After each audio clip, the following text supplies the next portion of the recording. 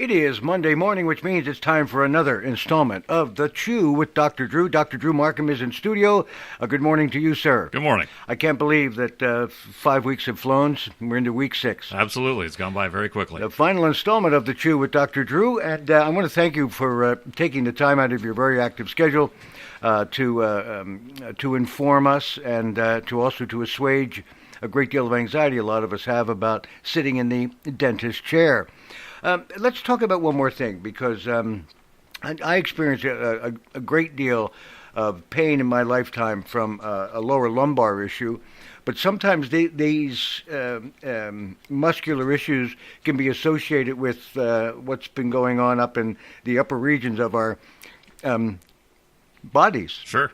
And I need an explanation on this, Dr. Drew. Neuromuscular dentistry. That sounds like a mouthful, pardon the pun. Absolutely. In simplest terms, we can take this back to a Sesame Street level where Please. The head bone is connected to the neck bone, is connected to the backbone. And what we do know is that most pain actually comes from muscle.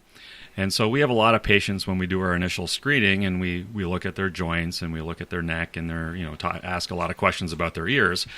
If the muscles are not happy where your teeth happen to fit, that can lead to a lot of issues, whether it be headaches, including migraines. It can be neck issues. It can be clicking and popping in the joint, and all sorts of other symptoms that people wouldn't typically relate to something a dentist could help with.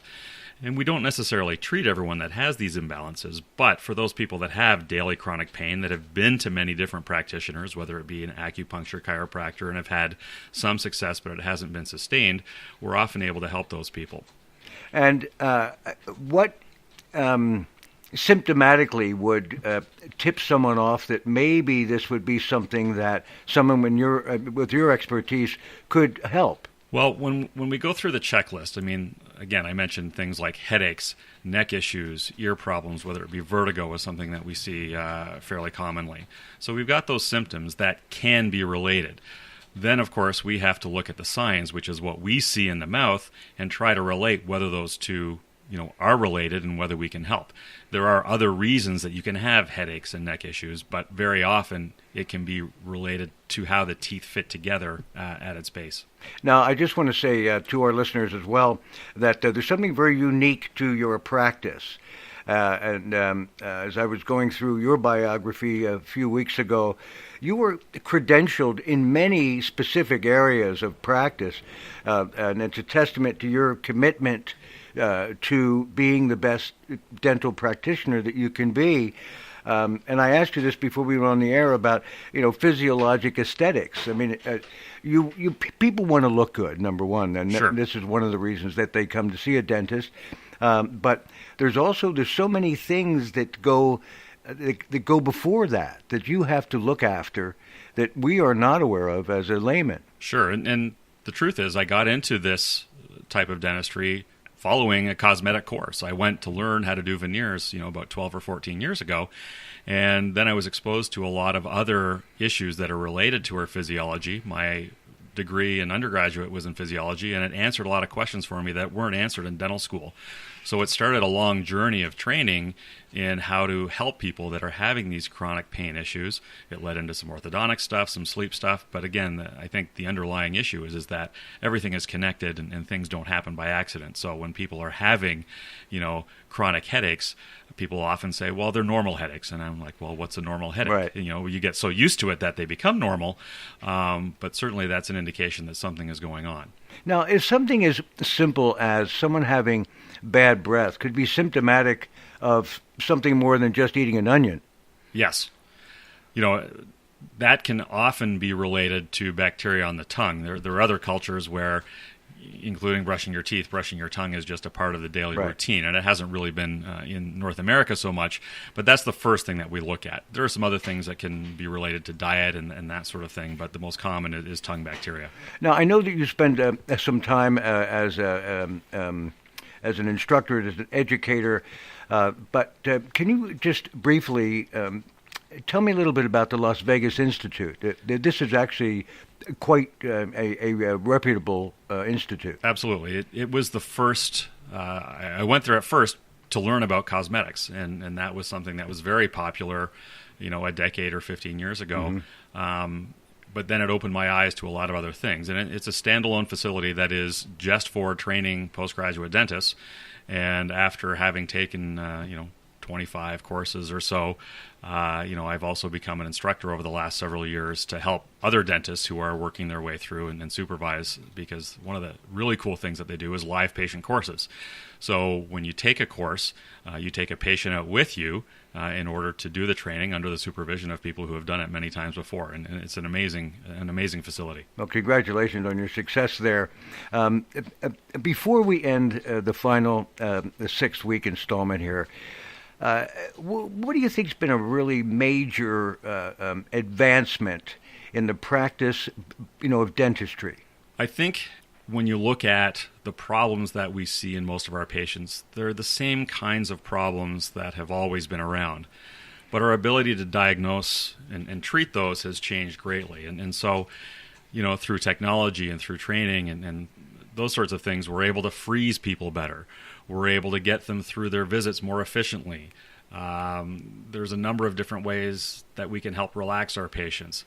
And so I think that is where the biggest change has occurred. And one of our goals in our office is to have someone, come through their first visit with us and say, oh, you know what, that was a lot easier than I expected it to be. And we're very proud when that happens. Well, I mentioned this to you before we went on the air.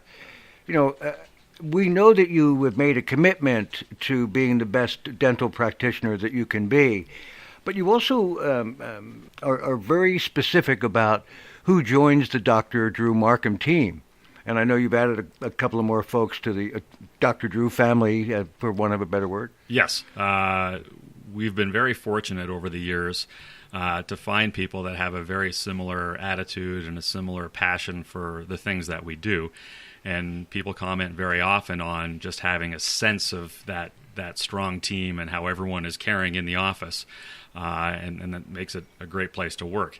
And, one of the things that we use as a guiding principle is that people don't care how much you know until they know how much you care. And as a younger dentist, I was trying to impress patients all the time with what I knew. But deep down, that wasn't really what mattered. And as I've hopefully matured somewhat, you start to see that, if you take care of people, then that will take care of everything else. And we've talked about this in the past too. I've had some ugly experiences as a younger man, but over the last maybe 10 years, my experiences with a wonderful doctor in Sundridge helped me with my thinking to change how I felt about going to the dentist. Sure. He was kind, he was gentle, his staff were very compassionate, and I think it speaks volumes how, as we've talked about in the first episode of The Chew, how to assuage people's anxiety about sitting in that chair. Yeah, people very often think that they're a lost cause or that they're going to be the worst mouth that I've seen in the office. And the truth is that's just not the case. I've done some traveling dentistry in my history where I had people who were really in rough shape. But the truth is getting through the front door is often the hardest part. And I think sometimes people also expect to be shamed when they come in. But the truth is that, when you're coming to our office for help, that's what we're going to give you. How you got to this point isn't really relevant. We're going to help you where you're at now. We'll certainly educate and talk about how to help not have that happen in the future. But again, our job is to help people. Well, I thank you so much for these last 6 weeks. It's been incredibly informative. You've been incredibly eloquent, and I certainly have come to understand how compassionate you are about making sure that those clients who come into the office are treated in kind. And congratulations on your successes. And I can't thank you enough because you taught me a lot in the last 6 weeks. And, a person like myself thinks I know most of everything. And I thank you again, Dr. Drew. Just before we go, just let us know again how we can contact you and your office. Sure. Office phone number is 705-788-3067. Website is drdrew.ca. We have lots of information. We have videos on past patients. We have forms available should someone be looking to be a new patient. A lot of great information on there. And again, thank you for the opportunity to share something that people don't always talk about. Well, it's been a great rapport because I'm just asking questions that probably most everybody would ask.